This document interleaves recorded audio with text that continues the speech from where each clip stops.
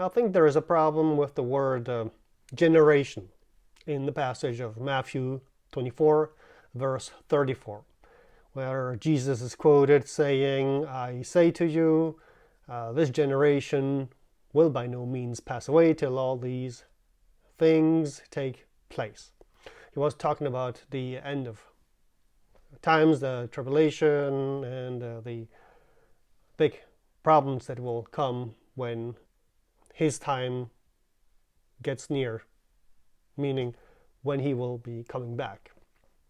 And by generation, we always think about what family generations, which basically is 25 to 30 years until a new generation is born. It's when you have kids, and the kids have kids, and so on. So there is pretty much a gap between 25 to 30. Before it was much shorter because, well, people didn't wait until they're 40 to have kids. Okay. So what actually happens, according to what I read and the understanding I have now, by some maybe help in elimination, is that for me the first generation, if you look at the Bible, is before flood, okay, pre-flood. God was speaking directly to Adam and Eve. They came out of the garden, they got kicked out of the garden, and for obvious reasons. They have children, okay, Cain and Abel. They still speak directly to God, and God replies to them. And then, of course, well, Cain kills Abel, and then everything goes to ruins. Basically, God withdraws little by little. He speaks only to very few people. And when he's fed up, then comes the flood, and everybody who doesn't believe in him then, of course, gets wiped away.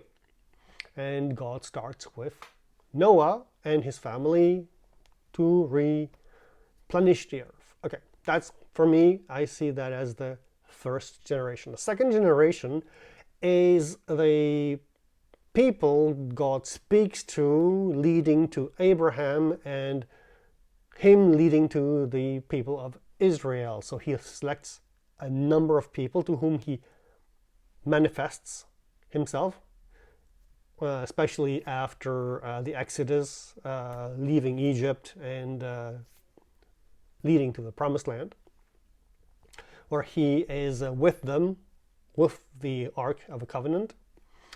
And the third generation is at the coming of Jesus Christ, which opens the gates basically to heaven through Christ for anyone who believes in him, not just the Jews, but everybody else who would like to accept him as his Lord and Savior, which is the nature of the gospel, right? So this is actually the three generations as I see this.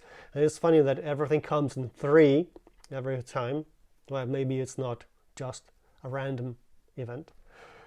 So, and we are still a part of this generation. So, of course, the destruction of the temple, as it is mentioned in Matthew 24, happened. A lot of things that were actually presented by Jesus, explained by Jesus, actually happened throughout the centuries that came just after his death.